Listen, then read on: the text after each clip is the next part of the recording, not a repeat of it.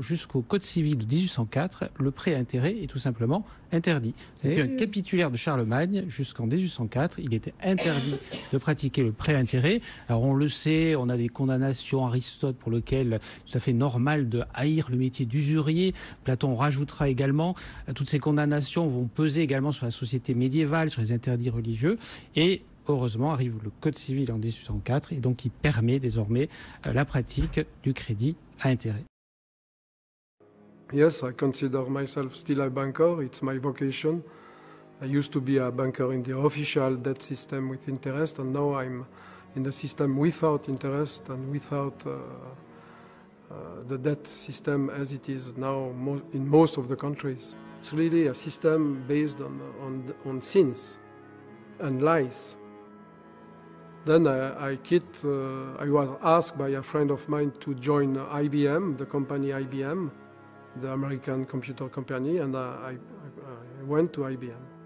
The conditions were better, the ethics were very high by IBM, but they are in the system too. They work for the banks, they sell most of the computers. I was selling the computers to banks, and it was not very far away from the debt system based on interest rates. It's the reason slowly I went to the banking system done for the poor, and now I'm working very close association with the Pilgrims of St. Michael here in Rougemont. And I'm traveling for them in Africa, in Asia, all over the world, opening small system, mixing Swiss technology and social credit technology for the good of the poor people. In the Middle Age, European people were working half the year. They had no computer, no robots, no electricity, very little machines, only a few mills. And they were working only half the year. The rest of the year they could sing, they could have music, glass-tinted, cathedral, artistic life, and so on and so on. And now we have robots, we have machines, we have computers, we have electricity. What do we do with this productivity? Where this productivity is going? A German economist made a study. If you don't have the interest rate in the economy, you save at least 3 hours every day for every citizen. You have your flat or your house 77% bigger. Everything costs nearly half the prices, and so on, just because of the interest rate. Then it's like an idol, the interest rate. We cannot. Charlemagne, the big Karl der Große, Carolus Magnus, the big emperor of Europe, made a law the 23rd March 789. He made a law all over Europe, no usury in my imperium. And the King of France kept that to the revolution.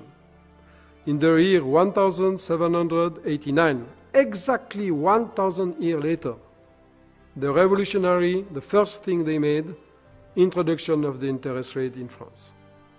That means the Kingdom of France, from Carolus Magnus up to Louis XVI, could live without any interest rate, and France was the richest kingdom of the world. Everybody wanted to be French. You had the culture, the music, the theater, the writers, the artists. It was the douce France, the sweet French France. Everybody was willing to speak French. 1,000 years without interest rate. And now we say it's not possible to live without interest rate. Why?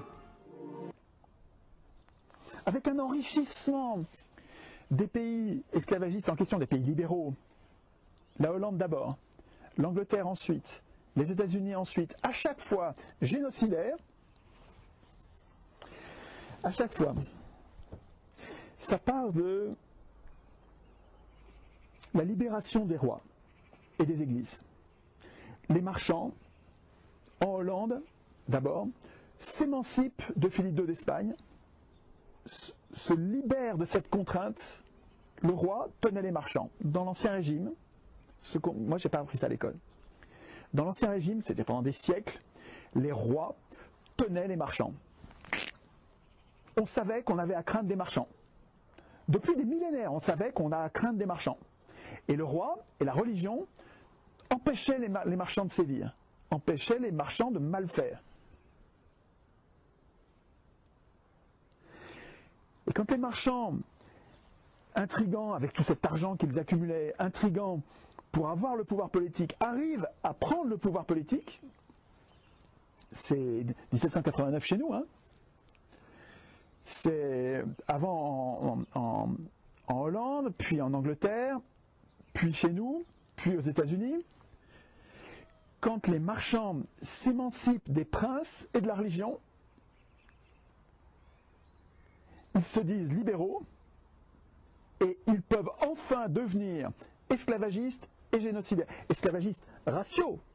L'esclavagisme, c'est pas, on n'a pas attendu les marchands pour l'esclavagisme, hein, mais esclavagistes raciaux, c'est-à-dire qu'une race, les libéraux institutionnalisent un esclavagisme dont on ne sort pas de père en fils, on sera esclave et il n'y a plus d'émancipation.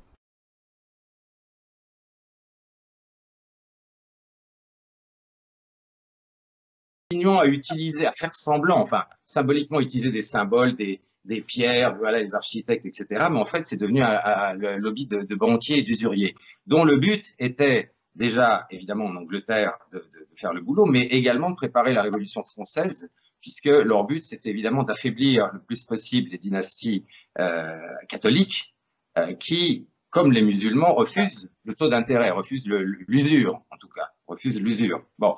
Et donc, pour pouvoir imposer l'usure absolument partout, il leur fallait faire tomber les monarchies qui, malgré tous leurs défauts, n'avaient pas encore ce système d'usurier qu'on connaît aujourd'hui. Donc, tout a été fait dans ce but-là.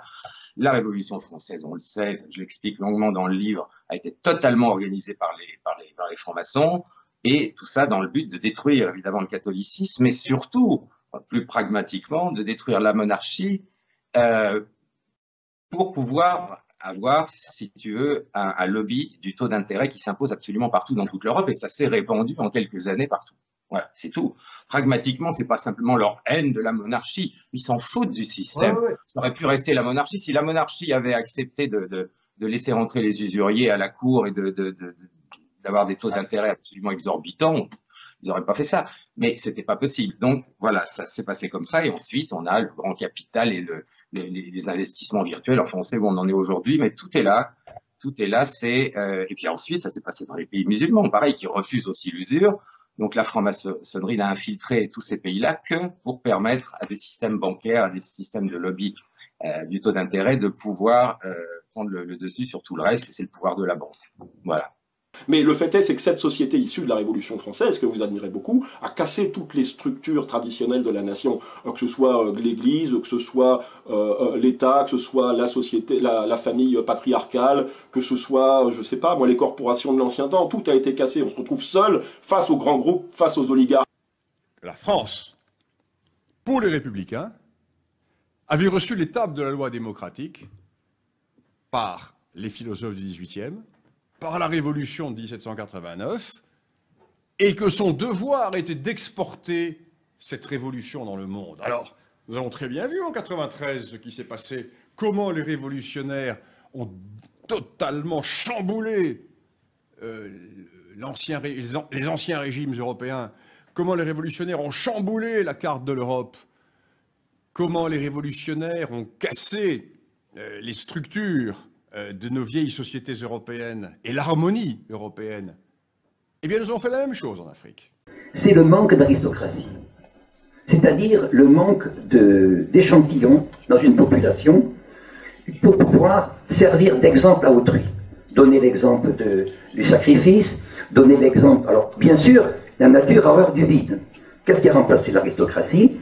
Bon, je ne vais pas le dire, hein, demandez au Conseil général, c'est la maçonnerie, évidemment. C'est ce qu'on appelle la religion de la République.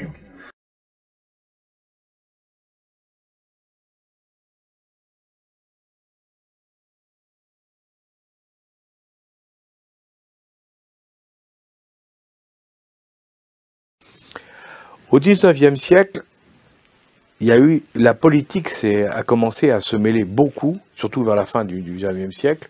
La politique s'est beaucoup mêlée de la maçonnerie.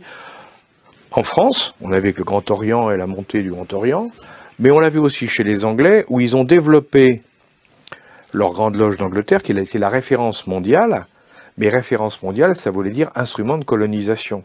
La grande loge d'Angleterre a été le moyen pour eux de contrôler tous les territoires du Commonwealth, puisque les élites des pays du Commonwealth venaient en loge, parce qu'ils savaient qu'ils allaient retrouver des élites et qu'il y avait un échange ouvert, mais ça permettait aussi aux Anglais de contrôler en voyant qui était, ce qu'il fallait penser, comment ils étaient. On a fait la même chose avec l'Afrique. Mais bien sûr, on l'a fait après coup, nous ça a été après, mais on a fait la même chose en Afrique.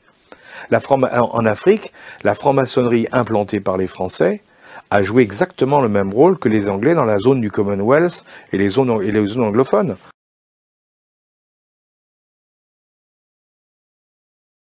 Parce qu'effectivement, il faut revenir à nos racines, mais nos racines, ce n'est pas les droits de l'homme. Les droits de l'homme, c'est une greffe qui a été mise au forceps en décapitant le roi et en installant la terreur, en faisant le génocide vendéen et en déclarant la guerre à toute l'Europe et en massacrant l'Europe.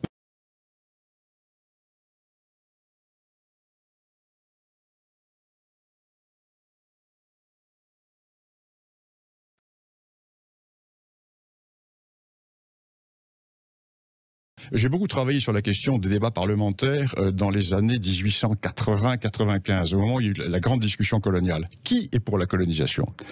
La gauche universaliste, parce que la colonisation va permettre d'étendre les lumières et les bienfaits de la Révolution française au peuple du monde. Vision universaliste. Les bienfaits de la civilisation des Lumières. Absolument. C'est un christianisme laïque. Oui, oui. Ce qui partait de bonnes intentions, d'ailleurs. Oui, mais les bonnes intentions sont souvent très dangereuses. Qui en face et avec eux étaient les milieux d'affaires? Qui luttait contre la colonisation? Évidemment, le courant radical, avec Clémenceau, c'est certain, mais surtout la droite légitimiste. C'est la droite légitimiste qui disait, mais quand même, vous parlez de peuples inférieurs. Parce que Léon Blum va quand même déclarer à la Chambre, dans les années 30, il est du devoir, Léon Blum, l'icône socialiste, il est du devoir des races supérieures, dit Léon Blum, d'aller porter la civilisation aux peuples inférieurs. Jules Ferry le disait aussi à l'époque. Que dit Lyautey?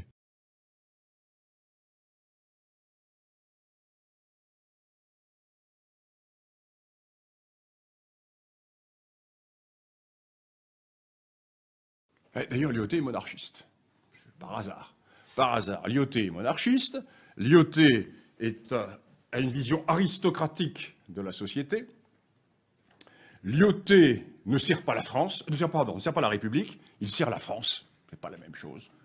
En ce moment, on nous parle de la République, la République. Moi, je ne suis pas concerné quand j'entends parler de ça. Si on me parle de la France, ça évoque autre chose, déjà. Que dit Lyautey? Lyautey dit, mais non, ils ne sont pas inférieurs. Ils sont autres. Ils sont différents. Inférieurs, la Chine des Ming. Inférieur, le Maroc des Saadiens. Inférieur, l'Égypte de ceci, de cela. Non, autre. La notion d'ethno-différentialisme. Et le drame, aujourd'hui, et je reviens à ce que disait notre auditeur tout à l'heure, c'est très intéressant, c'est une vision universelle.